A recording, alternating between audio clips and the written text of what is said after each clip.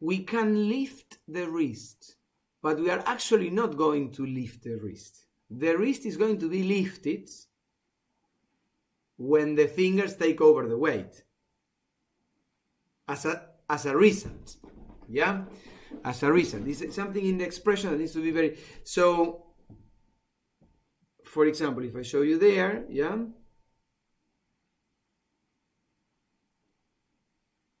Is the finger pulling in, yeah? While the rest of the hand being relaxed, what allows the wrist to be seen as lifted, yeah? But we are not going to do this, are we? No, yeah? So it's not, if you tell a student, lift your wrist, the student lift the wrist, yeah? So you don't want them to lift their wrists, yeah? You want them to just focus on the fingers. And then you can mention, as a result, the lift will become detached from the surface of the lid, for example. Okay, so go again. Okay. Then, as I was saying, we have the weight on the top of the fingers, and we will be able to separate the wrist, but not because of the wrist. The wrist is not moving, but the fingers are pulling up, and the wrist, as a result, will be lifted. Is that better? Yeah, that's good. That's good. That's actually very good. Okay. Okay. Okay. Great. Let's see if someone who doesn't know the technique can do it. So, Laura, can you execute what Iris is saying? So just put your hand here and let the wrist lift up a little bit. What do you think, Iris? I think that maybe the wrist lifted from the wrist and not from the fingers. Okay. You see why it's important? The way we say it, yeah? Because as it's always, when you teach, it's always this. One thing is what you need to be said as a teacher, because you already know the entire thing. But someone who doesn't know the entire thing, yeah, is very susceptible, yeah, to every little word that you're saying, yeah? So, for example, Laura reacted as I expected, yeah? She automatically lifted the wrist, yeah? And that's not what you want. So let's see, go again. So just kind of like lift fingers a little bit. Basically, what you need to do is to remember we had I will try to lead you there, okay? So go back to the first part of the exercise. So edge of the hand on the edge of the keyboard, right? Remember when you press with the wrist? That's it. Okay, now we will expand our fingers. Very good. And we will, as you don't have a lead, yeah, we have to change the exercise a bit. So we will have to, I will ask you to kindly slide off the keyboards, the hands, so all the fingers can be hosted inside the keyboard, yeah? Can you? So all can touch the surface of the keys and not the edge, yeah? Yeah. Good, very good. Once you're there, yeah, all the hands, yeah, you can still do the same exercise if you want, yeah, but with the hand opened up, yeah? That's it, yeah, and still you can give in and you can go slightly back, yeah? So then the elbow reacts as you expect, okay? And then we will try to stand on our fingers. So we will start grabbing the surface of the keyboard as if it was an imaginary tablecloth on it, yeah? And we were trying to grab it. And when we grab it, we have to make sure we don't tense the elbow, the biceps, or the triceps, or the shoulder, yeah? So we do, can you see me in big screen if I do this? Yeah? Yeah. So then, right, we grab that surface, yeah? I recommend you to do it from sol to mi, from G to E. Okay. Yeah, because it's more comfortable. So from G to E, and then by grabbing, yeah, the surface, then you get this shape, right? Yeah. Okay, this shape. So this shape, because of the grabbing, yeah, because of the pulling, which is something that the fingers are going to be doing all the time, because obviously we experience the gravity constantly, so the elbow will always tend to slide slightly down, Yeah. So then the fingers will be constantly fighting against you falling out from the keyboard. Okay. So because of that, those two vectors, yeah, one that pulls downward and another one that pulls inward, yeah, is that, yeah, the wrist naturally will stand in between. Okay. So you will feel a relaxing pull, yeah, from the fingers, yeah, and a relaxing passive pull from the elbow. So gravitational center, yeah, and proactive center. Okay? Yeah. So the main force will be experienced in the tip of your fingers, right? In this part of your fingers, which become white, yeah, on the other side. Okay? So let me see. Can you go from the beginning? So go. First of all, edge of the hand and edge of the lid with fingers relaxed. Then you expand the fingers, you slide off, and then you grab in. Yeah, all around Sol to E or G to E, as you prefer. That's it. Now, from the beginning.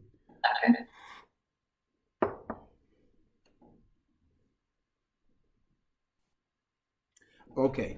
When I see you doing it, I see that you're doing it very delicately. So I can see that you are helping with your arm and softening everything. Yeah? Don't soften anything. Yeah? Just allow your fingers to do all the job. Okay? Yes, that's it. Now it's nice. Good. Well done. Now, when I have here a cable. Now, when you slide off, yeah, the fingers actively fight against that tendency, yeah, and then you feel the effort in the fingers, yeah, meaning that the fingers will have to change the position from being extended, yeah. I don't know which camera you're checking, but I hope I'm showing you the right camera. So this one, yeah, they are like this, but they will start having a nice angle, yeah. Yeah. A nice curved angle. So that nice curved angle places the tip of your finger, yeah. Let me say it in English well. It increases the surface of the tip of the finger pad, yeah, that is going to be actually, yeah, in contact with the key. Okay, so instead of being like this, in which the pressure is too distributed, you will focus it, yeah. So that's the way the pull works, yeah. This is the keyboard, yeah, and this is the. So let me see it again. Can you? From the beginning. From the beginning, please.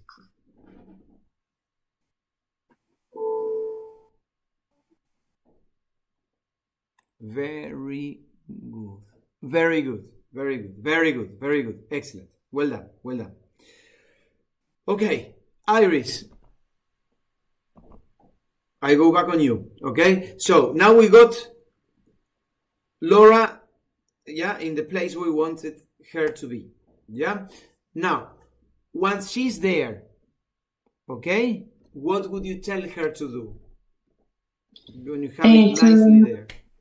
When you have it nicely there.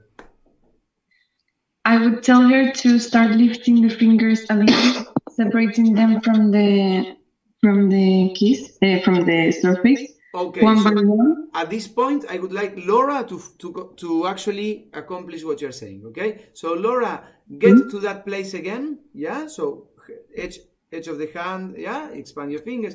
Get there, and then Iris, please tell Laura what to do. So we'll see how you interact. So then we would start lifting fingers one by one. We would start with finger number 1. So we separate it a little bit, just enough so it's not touching the keys. We don't need to lift it too much, just to separate it from the keys.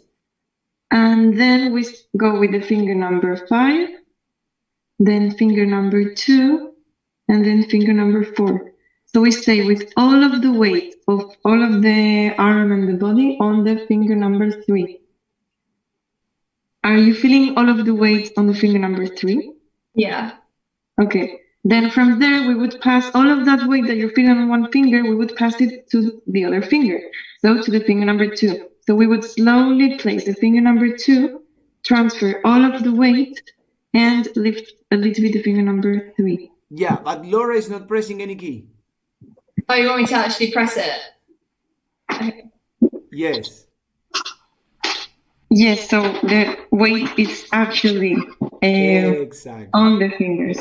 Exactly. So You're go not again. holding weight. Go again, Iris, from the beginning and check that up. Yeah. Okay. So we have the hand here, and sorry, I don't know if you can see one. Sorry. Christy, please give a hand to Iris. Can you? The other hand that you can actually use. So, I'm with this. let's see. I need to see Laura. Okay. So, okay, Laura. You Yeah. have to support all the weight of your arm on your finger. You can be here because otherwise you are having tension here on your forearm. So all the weight down. Exactly. There we are. Now you need to support on your finger number 3. Okay, my blue finger. Finger number 3. Okay, and you have to feel it. The way to know if you are relaxed is to move a little bit your elbow. Your shoulder is a little bit higher. Relax your shoulder. Well done. Okay, can see.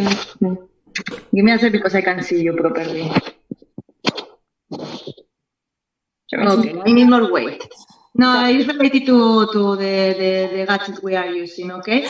And relax everything. Because I can see your finger number 4, maybe you can, okay, much better. And now look, when I'm passing the weight from one finger to another finger, you can make this noise, okay? It's like passing slowly and then check if your elbow is relaxed.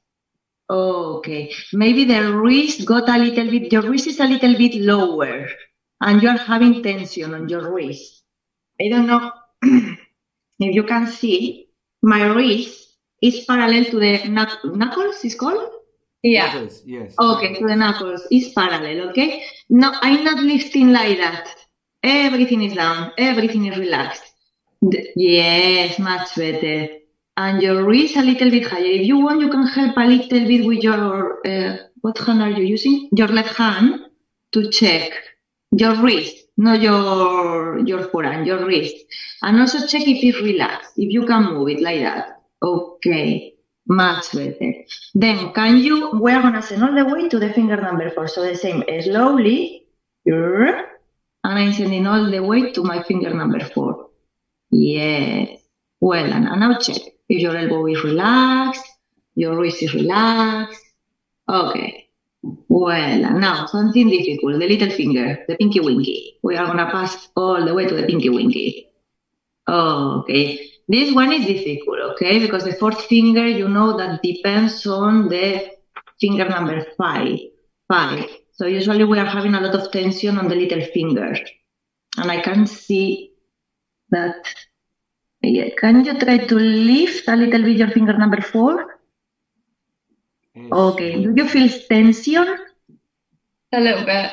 A little bit. Okay. This is you have to work a little bit the finger number 4. Yeah, Just a little bit. Okay. Yeah, It's normal. Took me 2 years in the university to work the finger number 4.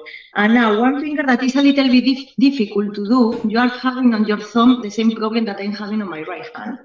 That is a little bit like that. Don't worry. No, I can do this with my finger number 1 because for me this is tension.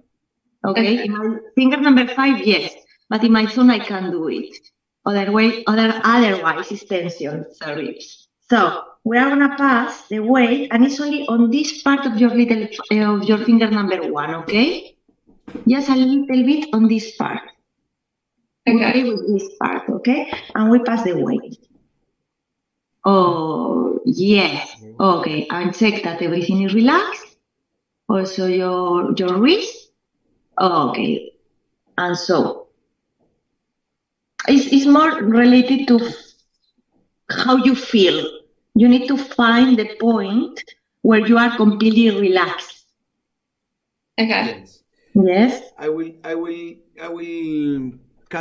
take from there. So basically, there we are. So one thing that is quite important, yeah, is that just one second. That's it. one thing that is very important is that you can actually monitor, yeah, what happens in that in-between moments. Yeah, the in-between moment is what is when you transfer the weight. So, for example, I am on finger 3, right? And then I want to go to finger 2. So there is a fraction of a second when we do it in fast motion in which both of them are going to be at the same time pressing both keys, like this. I will go closer to the camera. So like this, right? And then after that, after both are actually pressing the keys, yeah, then one of them will lift, yeah. That point, which is a point in which both of them are supporting the weight, is called the transference point, and is when the tension is experienced, yeah, because it's when you normally have the reflection to compensate, yeah, it's when you say, okay, well, now the weight that is going from this very little muscle that is in the finger is going to go there, so I have to catch it somewhere, and you catch it in your triceps and your biceps normally, yeah. So in this workshop, yeah, when you're at home, yeah, one of the parts you need to focus the most on, yeah, is when you actually produce that transference, yeah. And you have to make sure that when you lift the other finger from, for example, 3 to 2 or from 2 to 4, yeah, there's no tension anywhere, yeah, but in the fingers, yeah. A good exercise, if you have someone at home who can help you, is ask someone to move your elbow, yeah, randomly. Okay, so you can see that the elbows and the shoulders are actually relaxed. Okay, so let me see Laura again one more time.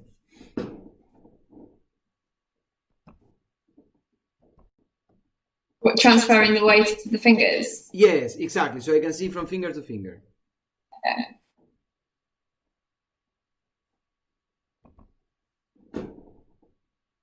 But remember to press the key. So you press 1, all the weight is on the finger, and then you go from 2 to 3.